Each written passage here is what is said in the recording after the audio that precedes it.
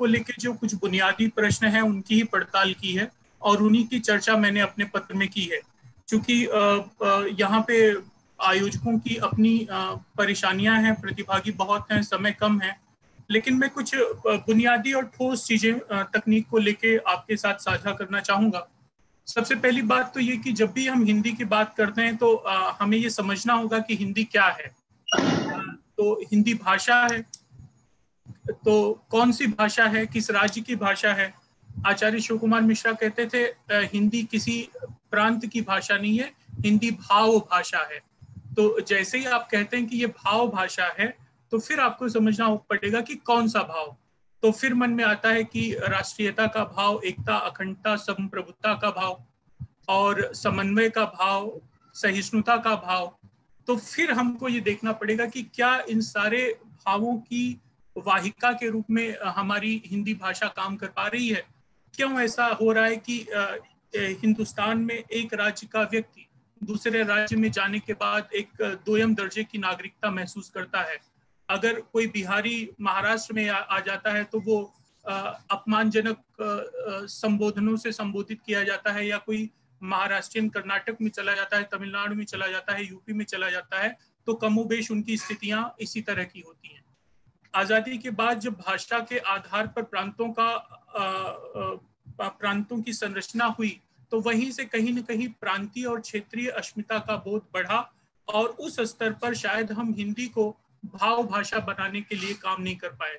हिंदी और क्षेत्रीय भाषाओं के बीच जो आदान प्रदान की व्यापक स्थितियां होनी चाहिए थी, शायद वो नहीं हो पाई। हिंदी की तमाम अकादमियां जो हिंदी के प्रचार प्रसार से जुड़ी, उन्होंने काम नहीं किया ऐसा नहीं है, लेकिन काम के साथ उन्होंने हिंदी की राजनीति का काम ज्यादा किया, जिसका दंड आज हिंदी भाषी प्रदेश के लोगों को मिल रहा है। तो ऐसे समय में जब आप हिंदी के प्रचार प्रसार की बात करते हैं, तो निश्चित तौर पे आपको हिंदी को सिर्फ साहित्य तक न समेटते हुए हिंदी को उस माध्यम के रूप में देखना पड़ेगा जो तकनीक की भाषा, ज्ञान की भाषा, शोध की भाषा, विज्ञान की भाषा और भारतीय भाषाओं के बीच समन्वय की भाषा बन के उभरे। तकनीक कोई ऐसी चीज नहीं है जो उपयोग के लिए बहुत कठिन सी चीज हो। आदरणीय दामोदर खड़से जी हमेशा एक बात कहते हैं कि शुरू शुरू में जब संगणक जहां रखे जाते थे, उसके बाहर बोर्ड लगा रहता था कि अगर आप जूते और चप्पल पहन के आए हैं तो आप बाहर निकालिए, क्योंकि अंदर कंप्यूटर है। और आज जमाना ये आ गया है कि हमको और आपको कोई स्लीपर खरीदना होता है तो हम उसका बिल जो है उसी कंप्यूटर, उसी संगणक से निकाल कर ले रहे हैं। तो स्थितियां लगातार बदल रही। ऐसे में ये है कि तकनीकी चुनौतियों का सामना हम करें, उनके साथ जुड़ें और सिर्फ शब्दों तक नहीं, हमें अपनी उपस्थिति, अपनी दखल उस तकनीक की दुनिया में लगातार देना पड़ेगा। मैं ब्लॉगिंग के संदर्भ में आपको कहूं कि सन 2003 में जब हिंदी ब्लॉगिंग की शुरुआत भाई आलोक ने की, तो उनके सामने सबसे बड़ी चुनौती थी कि उस समय ब्लॉग को देवनागरी में लिखने की कोई व्यवस्था नहीं थी। तो उनके सामने सबसे बड़ी चुनौती थी कि हिंदी में कैसे ब्लॉग का नाम लिखें। तो उन्होंने उसका भी रास्ता निकाला और उन्होंने अपने ब्लॉग का नाम दिया 9211। 9211 उन्होंने अंकों में लिखा, लेकिन हम सभी जानते हैं कि 9211 हिंदी का एक मुहावरा है और हिंदी ब्लॉगिंग को हिंदी में लिखने की जो समस्या थी, वो सारी की सारी समस्या समझ लीजिए वहां से 9211 हो गई।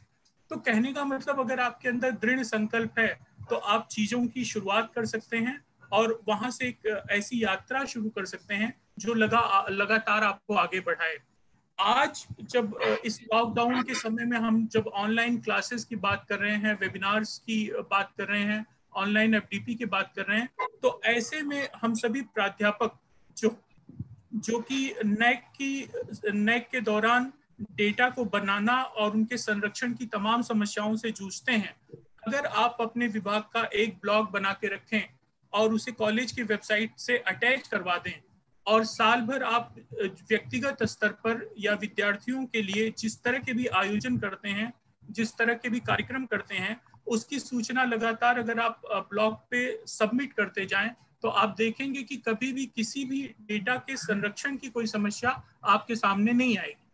लॉकडाउन का समय है, हमें हर हफ्ते अपनी प्राचार्य और कॉलेज को ये बताना पड़ता है कि हम हफ्ते भर में हमने कितनी क्लासेस ली और किस तरह के काम लिए। मैं कभी व्यक्तिगत स्तर पे प्राचार्य को फोन नहीं करता। मेरा ब्लॉग मेरे कॉलेज की वेबसाइट से अटैच है। उनको अगर ये देखना रहता है कि हिंदी विभाग की पिछले 1 महीने में क्या गतिविधियां हैं, तो वो ब्लॉग पे जाके वो देख लेते हैं। उसके प्रमाण पत्र वहां पे हैं, उसके लिंक्स वहां पे हैं, लेक्चर्स के लिंक वहां पे हैं, बच्चों के फीडबैक्स हैं, आयोजन के प्रपत्र और एडवर्टीजमेंट के सारे फ्लैप वहां पे पड़े हुए हैं। तो न उन्हें मुझसे पूछने की जरूरत है और ना मुझे उन्हें बताने की जरूरत है, और बड़े ही पारदर्शी रूप से वो सारी चीजें वहां पे पड़ी हुई हैं। और मुझे बताते हुए खुशी हो रही है कि शायद बहुत कम ऐसे विभागीय ब्लॉग होंगे जिनको एडसेंस प्राप्त है, तो हमारे यहाँ ब्लॉग को वो एडसेंस प्राप्त है। तो आप ब्लॉग का इस तरह से भी अपने शिक्षण के कार्यों से और विभागीय कार्यों से जोड़ के इस तरह भी उसका उपयोग कर सकते हैं।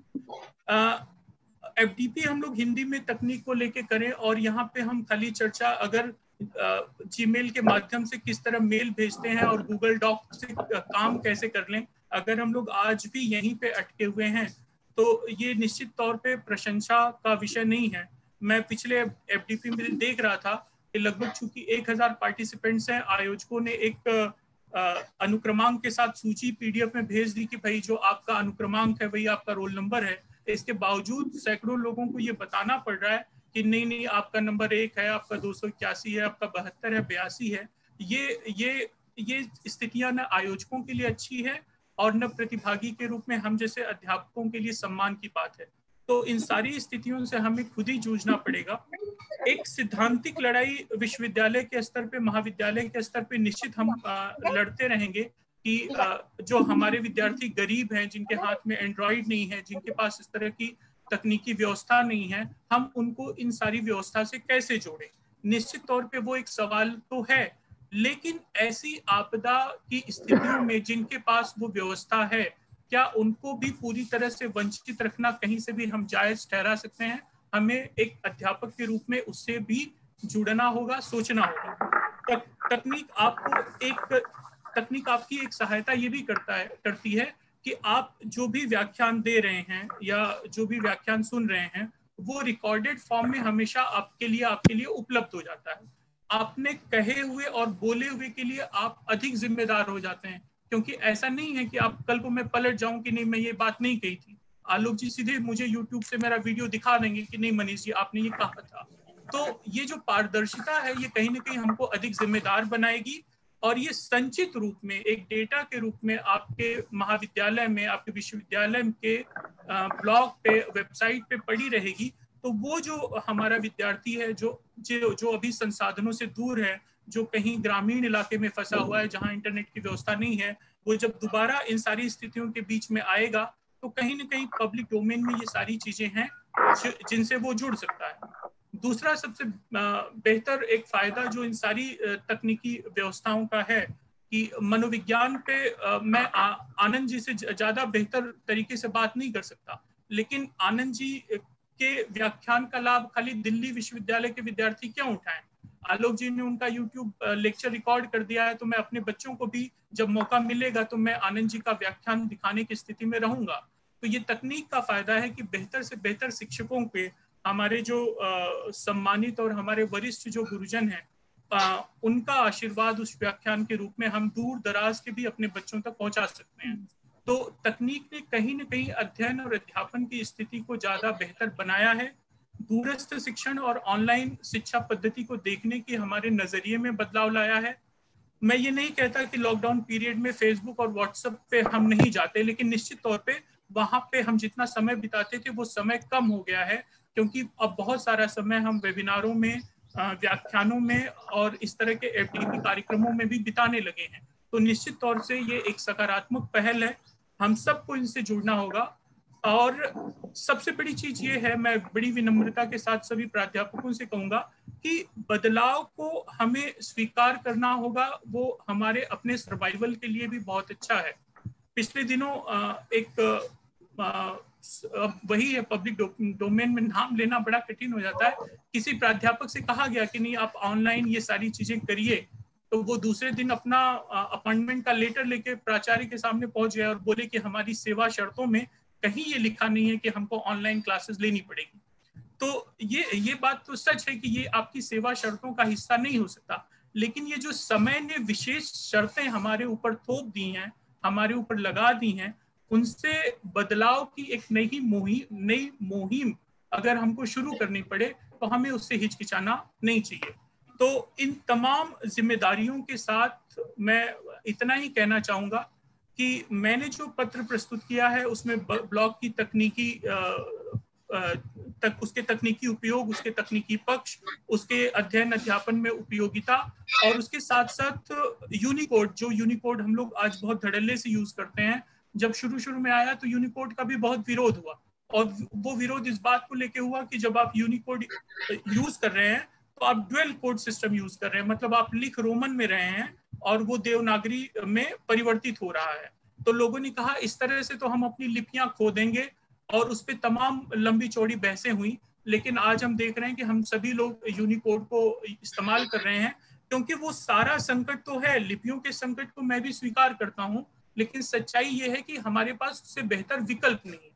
तो उससे बेहतर विकल्प तब आएगा जब हम कहीं ना कहीं इससे जुड़ के इसमें काम करेंगे, और इस काम करते हुए वो सारे संसाधनों का उपयोग करते हुए हम ही कोई रास्ता देंगे। अगर हम और आप ये मान लेंगे कि नहीं नहीं ये इंटरडिसिप्लिनरी या अंतर विषयी या अंतरानुशासन हमारा काम नहीं है, हम तो कबीर, सूर और तुलसी को पढ़ा के स्वस्थ रहेंगे और उन्हीं में काम करेंगे, और हिंदी का मतलब सिर्फ सूर, तुलसी और जायसी हैं, तो माफ करिए, भविष्य में हिंदी के अध्यापक की चुनौतियों के लिए निश्चित तौर पे हम लोग तैयार नहीं हो पाएंगे।